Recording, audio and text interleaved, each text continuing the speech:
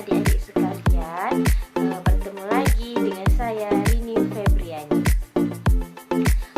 Apa kabar adik-adik sekalian? Semoga dalam keadaan sehat walafiat ya, tidak kurang suatu apapun. Nah, sebelum kita sama-sama belajar, alangkah baiknya kita berdoa terlebih dahulu ya. Berdoa dimulai. Bismillahirrahmanirrahim. Alhamdulillahirabbil alamin. Arrahmanirrahim. Maliki yaumiddin. Iyyaka na'budu wa iyyaka nasta'in. Ihdinas siratal mustaqim. Siratal ladzina an'amta 'alaihim ghairil maghdubi 'alaihim waladdallin. Nah, setelah kita berdoa, baiklah saya di sini akan memperkenalkan diri saya terlebih dahulu. Nama saya Rini Febriani dengan NIM 12010927184 dengan kelas 5A atau Biaul Yesus Riau. Di sini saya akan memenuhi tugas perkuliahan saya, yaitu strategi pembelajaran RA dengan materi yaitu etos membaca dan bercerita dengan dosen pengampu Ibu Nur Kamalia Mukhtar AH SPDI MPD. Nah, selanjutnya saya akan menjelaskan tentang metode bercerita pada anak usia dini. Metode cerita merupakan cara proses pembelajaran menggunakan teknik guru dalam bercerita mengenai suatu legenda, mitos, dongeng, atau kisah-kisah yang mengandung nilai-nilai moral di dalamnya. Guru menggunakan metode bercerita untuk mengevaluasi hasil pertanyaan-pertanyaan mengenai bagaimana cerita yang telah dibacakan guru, dapat mengetahui bagaimana dan sejauh mana anak memahami isi cerita dan pesan-pesan moral yang terkandung di dalamnya. Nah, di mana pesan-pesan moral itu akan membentuk karakteristik anak yang lebih baik lagi dan memberikan pesan moral yang terbaik untuk anak usia dini.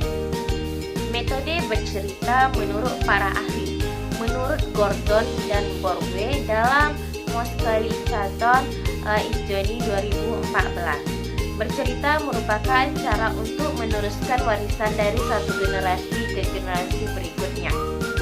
Bercerita juga dapat menjadikan media untuk menyampaikan nilai-nilai yang berlaku di masyarakat. Keterlibatan anak terdapat diceritakan akan memberikan suasana yang segar, menarik, dan menjadi pengalaman yang unik bagi anak, di mana anak bisa bercerita tentang kehidupannya, tentang liburannya, dan tentang segala eksplorasi yang telah dilakukan oleh anak tersebut. Ini metode bercerita menurut Mosley Chaton 2004 halaman 158-150 menjelaskan bahwa ada beberapa macam teknik bercerita yang dapat dipergunakan, antara lain guru dapat membaca langsung dari buku, menggunakan ilustrasi dari buku, menggambar, menggunakan papan flanel, menggunakan boneka, serta bermain peran dalam suatu cerita. Merupakan penjelasan singkat tentang beberapa teknik bercerita, di mana seorang guru bisa memberikan anak bercerita tentang bagaimana boneka jari dengan cerita tentang hewan dan gajah, tentang gajah dan kelinci, tentang buaya dan kancil, dan lain sebagainya. Manfaat metode bercerita. Manfaat metode bercerita diantaranya sebagai berikut. Yang satu, melatih daya serap atau daya tangkap anak usia dini. Yang kedua, melatih daya pikir anak. Yang ketiga, melatih daya konsentrasi pada anak usia dini. Yang keempat, mengembangkan daya imajinasi anak usia dini. Dan yang kelima, menciptakan situasi yang menggambarkan dan menggembirakan, mengembangkan suasana hubungan yang akrab sesuai terhadap perkembangan anak usia dini. Tujuan metode bercerita merupakan salah satu untuk mengembangkan kemampuan berbahasa anak. Sedangkan fungsi berbahasa anak, bercerita juga membantu di mana anak menambah kosakatanya, mengucapkan kata-kata, melatih merangkai kalimat dan yang sesuai dengan tahap perkembangannya, di mana anak menambah pembendaharaan kosakatanya lebih jauh lagi. Jangan metode bercerita, yaitu di mana guru ataupun orang tua pilihlah buku atau bahan cerita yang menarik sesuai usia si anak. Yang kedua, bila itu buku bergambar, usahakan anak dapat melihat keseluruhan gambar dari cerita tersebut, di mana cerita ini biasanya dibacakan oleh guru atau orang tua, di mana anak akan melihat gambar yang muncul seperti buku 3 dimensi, di mana buku itu bisa kalau dibuka akan memunculkan gambar seperti gambar pohon, gambar hewan, dan lain sebagainya. Yang ketiga yaitu perbanyakkan kontak mata pada anak ketika bercerita untuk membuat anak fokus dan terjaga hingga cerita selesai, di mana anak akan fokus dalam mendengarkan cerita apabila cerita itu menarik dan memberikan anak wawasan yang lebih dan kosakata yang lebih banyak, dan memberikan pertanyaan kepada guru dan orang tuanya dalam mendengarkan cerita tersebut. Selanjutnya yaitu di mana saya akan melakukan expliking, yaitu kepala, pundak, mata, hidung dan mulut. Kepala, pundak, mata, hidung dan mulut. Telinga, kepala, pundak, mata, hidung, dan mulut. Baiklah, selanjutnya saya akan memberikan contoh cerita tentang kancil dan buaya. Alkisah, ada seekor kancil hidup di sama kerbau jerapah dan gajah. Meskipun berbeda kecil, kancil dikenal sebagai hewan yang amat cerdas. Suatu hari, seekor kancil cerdik itu merasa lapar karena belum makan sejak pagi. Dia berjalan menyusuri pinggir sungai sambil mencari buah-buahan untuk dimakan. Tiba-tiba langkah kakinya terhenti ketika melihat pohon rambutan di seberang sungai yang berbuah sangat lebat. "Ibu, aku ingin makan buah rambutan," si kancil berkata pada dirinya sendiri. Tetapi si kancil kebingungan karena harus menyeberangi sungai yang artinya mengalir cukup deras untuk mendapatkan buah rambutan.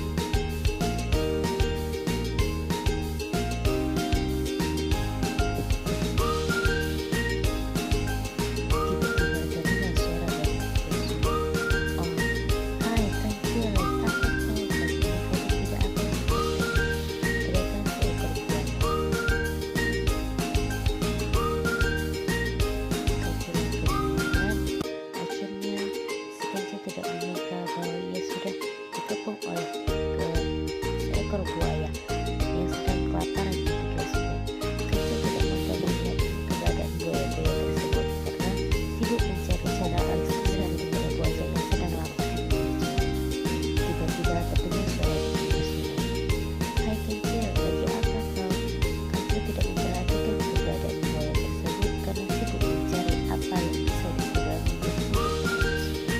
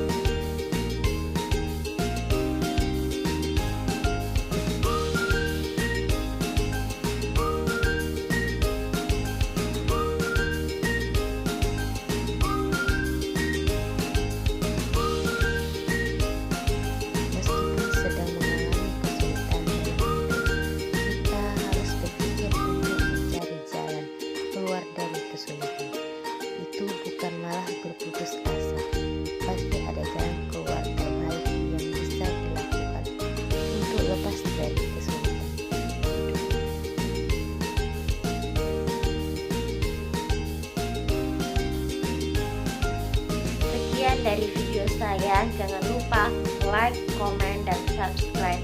Sampai ketemu lagi di video saya selanjutnya. Wassalamualaikum warahmatullahi wabarakatuh.